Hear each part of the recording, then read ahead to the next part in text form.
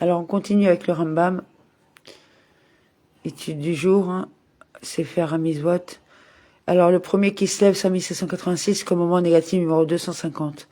Il nous interdit de léser notre prochain lors d'une transaction commerciale, qu'il s'agisse d'un achat ou d'une vente, ainsi qu'il est dit. Si donc tu fais une vente à ton prochain, ou si tu acquiers de sa main quelque chose, ne vous lésez point l'un à l'autre. Dans le Sifra, nos maîtres ont déclaré « Ne vous lésez point l'un l'autre ». Ce texte parle d'un préjudice matériel. Les dispositions relatives à ce commandement sont exposées au chapitre 4 de Baba Metzia. Amen. Donc, on continue avec 3 prakim. Alors, un qui se lève, 5786, Sefer Kinyan, loi relative à la vente, chapitre 10. Celui qui a été forcé à vendre et qui a reçu le paiement de l'objet vendu, même s'il a été suspendu jusqu'à ce qu'il accepte de vendre. Sa vente est effective, qu'elle porte sur des biens meubles ou immeubles. On considère que, du fait de la contrainte, il s'est résolu à transférer son droit de propriété sur le bien. La vente est effective en présence de témoins. C'est pourquoi, s'il a fait une déclaration par laquelle il informait les témoins des circonstances avant de vendre, disant à 2 témoins, sachez que la raison pour laquelle je vends tel objet ou tel champ à un tel est que je suis forcé. La vente est nulle. Même si l'acheteur détient le bien pendant plusieurs années, on lui retire et le vendeur forcé restitue le paiement. Les témoins doivent savoir qu'ils vendent du fait de la coercition. Par ailleurs, ils doivent avoir certitude qu'il est forcé, et non s'appuyer sur sa seule déclaration. Tout acte de déclaration où il n'est pas écrit « et nous, les témoins, savons qu'a-t-elle été forcée » n'est pas une déclaration valide. De quel cas s'agit-il? Du cas d'une vente ou d'un compromis. En revanche, dans le cas d'une donation ou d'une remise, si le donateur fait une déclaration avant la donation est nulle, même s'il n'y est pas forcé, car concernant une donation, on ne se réfère qu'à l'intention manifeste du donateur. S'il ne désire pas transférer son droit de propriété de tout son cœur, le donataire n'acquiert pas la chose donnée. Quant à la remise de dette, c'est également une donation. La loi est la même pour celui qui force un autre en le frappant ou en le suspendant jusqu'à ce qu'il vende ou en le menaçant d'une chose qu'il lui est possible de faire, que ce soit au moyen d'un gentil ou d'un juif. Dans tous ces cas, on considère qu'il s'agit d'une contrainte. Une fois, une personne loua un verger pour 10 ans à un autre. Le bailleur n'avait pas le contrat de location en sa possession. Ainsi, après avoir joui du verger pendant 3 ans, le locataire lui dit « Si tu ne me le vends pas, je cacherai le contrat de location et je prétendrait l'avoir acheté. » Les sages consultés dirent que c'était un cas de contrainte. Il en va de même pour tout cas semblable. C'est pourquoi, dans pareil cas, si le bailleur poursuit le locataire au tribunal et que celui-ci nie l'appartenance du verger au propriétaire, prétendant que le verger lui appartient, puis que le bailleur fasse une déclaration dans laquelle il fait part des circonstances, avant de vendre le verger au locataire qui a nié le titre de propriété du bailleur.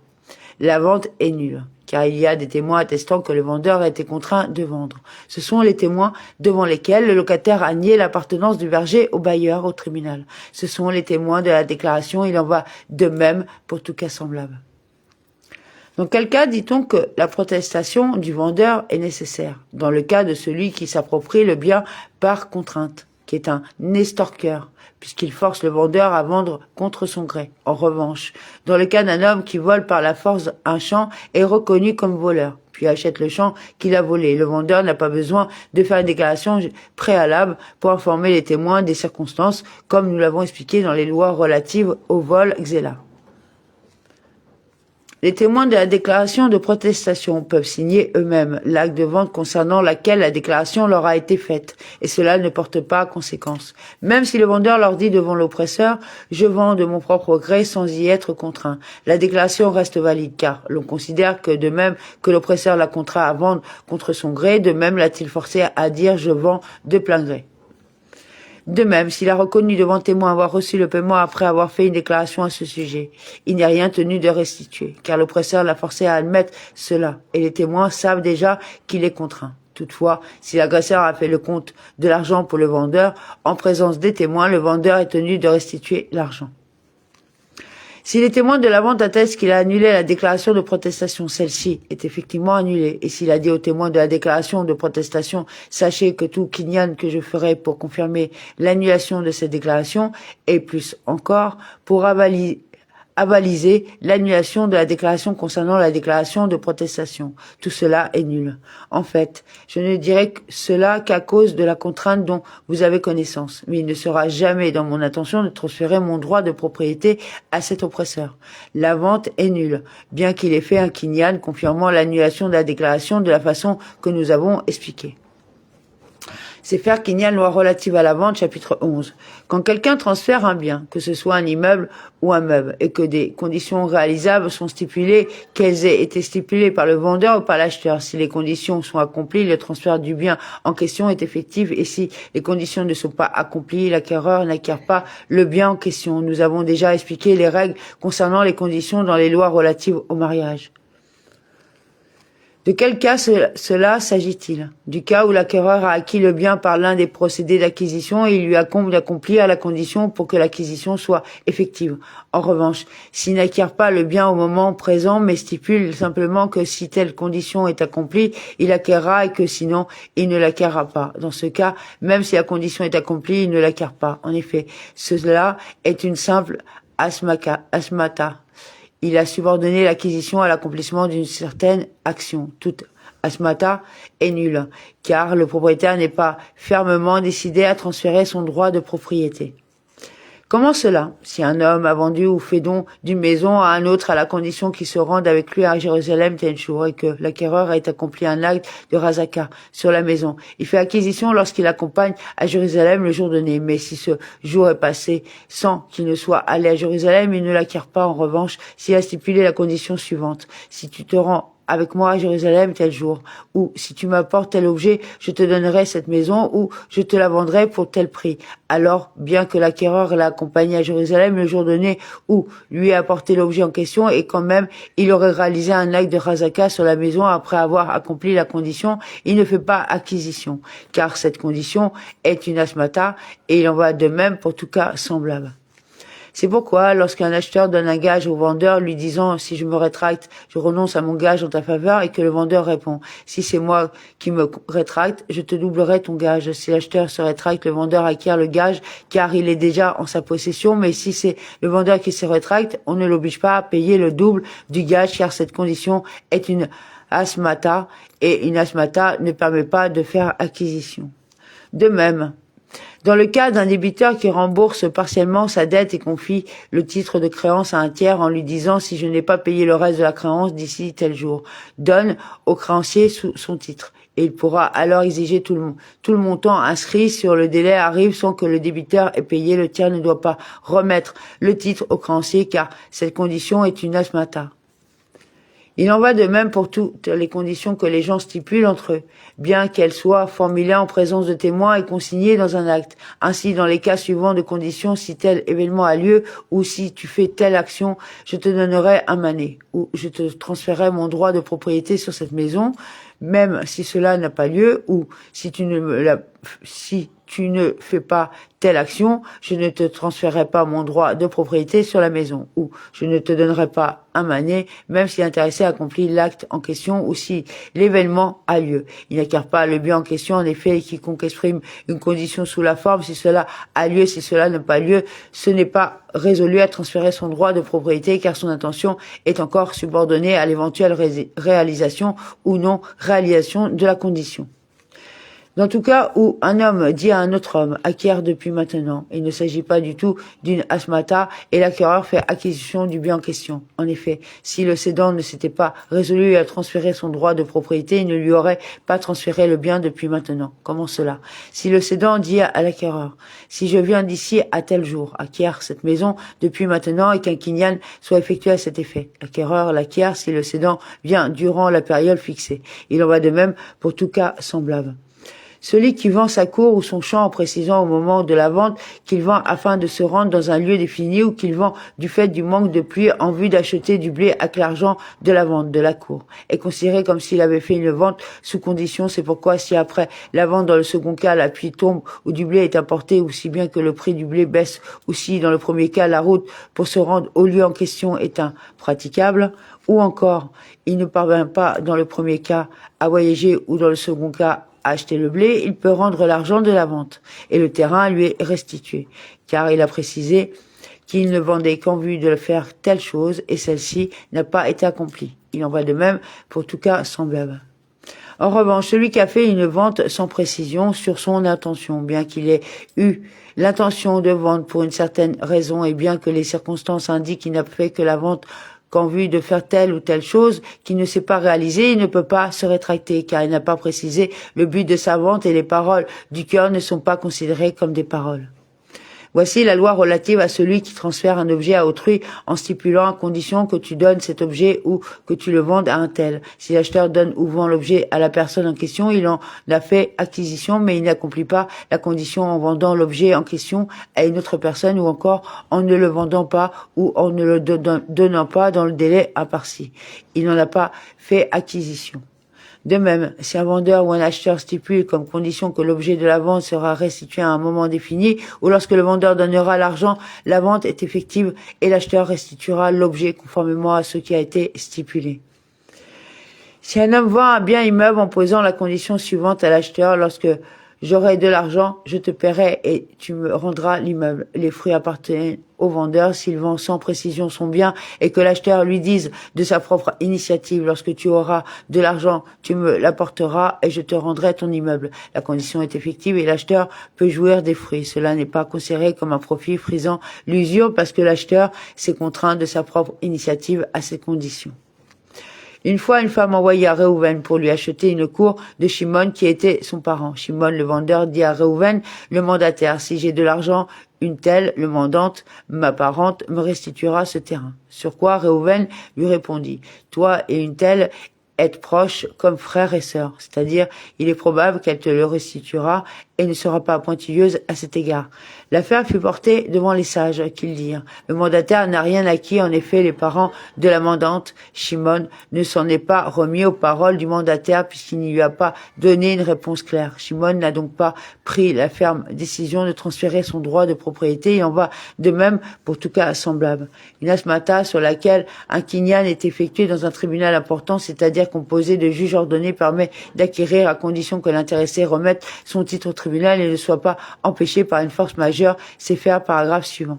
Comment cela? S'il remet son titre ou sa quittance au tribunal et qu'un kinyan soit effectué pour confirmer qu'il ne vient pas un certain jour, ce titre sera donné à la partie adverse et que le jour fixé arrivé, ils ne viennent pas, les juges donnent le titre à la partie adverse. Toutefois, s'il est empêché de venir à cause d'un fleuve ou d'une maladie, les juges ne doivent pas donner le titre à la partie adverse. Il en va de même pour tout cas semblable à condition que cela se passe dans un tribunal important. Celui qui s'oblige à payer une somme d'argent à autrui sans aucune condition, bien qu'il n'ait à l'origine aucune obligation envers lui. Il est tenu de payer car cela est considéré comme une donation, non comme une asmata. Comment cela? Celui qui dit à des témoins, soyez pour moi témoin que je dois un mané à un tel, ou bien qui écrit à l'autre dans un acte, je te dois un mané, bien qu'il n'y ait pas de témoin, il est tenu de payer de même s'il a dit à l'autre en présence de témoins, je te dois un mané comme constaté dans un acte écrit, bien qu'il ne leur ait pas dit, soyez témoins, étant donné qu'il leur a dit dans un acte écrit. Cela est considéré comme s'il leur avait dit, soyez mes témoins, et il est tenu de payer. Et ce bien que les deux parties admettent et que les témoins sachent qu'il ne lui devait rien, car il s'est lui-même obligé de la même manière qu'une caution s'astreint à remplir une obligation qu'elle n'a pas elle-même contractée, telle est la directive donnée par la majorité des Géonim. Si un homme s'oblige à quelque chose qui n'est pas fixe, disant par exemple je suis obligé de te nourrir ou de te vêtir pendant 5 années, bien qu'il ait effectué un kinyan, il n'y est pas obligé. En effet, cela est considéré comme une donation, or il n'y a pas une chose connue existante dont il a fait don. Telle est également la directive que mes maîtres ont donnée. Et pourquoi celui qui convient avec sa femme de nourrir sa fille d'un précédent mariage est-il tenu de le faire? Parce qu'il a convenu au moment du mariage et que cela ressemble aux choses qui peuvent être acquises verbalement. Lorsque les sages d'Espagne désiraient qu'une asmata soit contraignante, ils procédaient de la sorte. Ils faisaient un kinyan avec l'une des parties confirmant que celle-ci devait 100 dinars à l'autre. Une fois qu'il s'était obligé, il faisait un kinyan avec son créancier confirmant que tant que tel événement aurait lieu ou que le débiteur ferait telle action, son obligation serait annulée rétroactivement depuis maintenant et que si tel événement n'avait pas lieu ou si le débiteur ne faisait pas telle action, le créancier pourrait le poursuivre pour la somme qui s'était engagé de payer. C'est ainsi que l'on procédait pour toutes les stipulations faites entre un homme et son épouse lors des Kiddushin et dans tous les autres cas semblables. C'est faire qu'il n'y a une loi relative à la vente, chapitre 12. Il est défendu au vendeur ou à l'acheteur de léser l'autre partie ainsi qu'il est dit. Lévitique 25-14. Quand tu vendras à ton prochain ou que tu acquéras de ton prochain, ne vous lésez point. Bien que celui qui lèse autrui transgresse un interdit de la Torah, il ne reçoit pas la flagellation parce que cela est restituable. Qu'il ait lésé autrui délibérément ou sans savoir qu'il y avait lésion dans cette vente, il est tenu de réparer la lésion. Quelle doit être la lésion pour que le contractant qui a lésé l'autre soit tenu à la réparation, exactement 1/6 de la valeur de l'objet ou du prix payé? Comment cela? Aurait-il vendu un objet valant 6 sous pour 5 sous, un objet valant 7 sous pour 6 sous, un objet valant 5 sous pour 6 sous ou un objet valant 6 sous pour 7 sous? Il y a lésion, la vente est effective et le contractant qui a lésé l'autre est tenu de réparer la lésion et de restituer la totalité de la différence à celui qui a été lésé. Si la lésion est un tant soit peu inférieure à cela, par exemple dans le cas où un homme vend un objet valant 60 dinars pour 50 dinars, un pirouta, l'acheteur n'est tenu à aucune restitution car toute lésion inférieure à 1/6, les gens ont tous l'habitude d'y renoncer. Si la lésion est un tant soit peu supérieure à 1/6, par exemple dans le cas où un objet valant 60 dinars est vendu pour 50 dinars moins une peruta, il y a annulation de la vente, c'est-à-dire que le contractant lésé peut rendre l'objet et ne pas du tout l'acquérir. En revanche, celui qui a lésé ne peut pas se rétracter si l'autre désire garder l'objet de la vente sans demander la réparation de la lésion, bien que la vente soit nulle. Le contractant qui a lésé l'autre n'est tenu à la restitution que si la lésion est supérieure à une peruta. Si elle est égale à une peruta exactement, il n'est pas tenu à restitution car les lois de la lésion ne s'appliquent pas pour une lésion égale à une peruta. Jusqu'à quand le contractant lésé peut-il demander le remboursement de la lésion d'1/6 ou l'annulation de la vente si la lésion est supérieure à 1/6? Le temps qu'il faut pour montrer l'objet de la vente à un commerçant ou à un proche parent compétent. S'il attend davantage quand même, il aurait acheté un objet valant 100 sous pour 200 sous, il ne peut pas se rétracter. Dans quel cas cela s'applique-t-il? Pour l'acheteur qui a été lésé, car l'objet de la vente est en sa possession, il le montre. En revanche, un vendeur lésé peut toujours demander la réparation de la lésion d'1/6 et inutile de dire la rescission de la vente. La lésion est supérieure à 1/6, car il ne connaît pas la vraie valeur de l'article vendu avant d'en avoir vu un semblable vendu au marché. C'est pourquoi, si l'objet vendu est quelque chose dont il n'y a pas de différentes sortes et dont tous les exemplaires ont la même valeur comme le poivre ou ce qui est semblable, le vendeur ne peut se rétracter que dans le temps nécessaire à s'enquérir du cours au marché.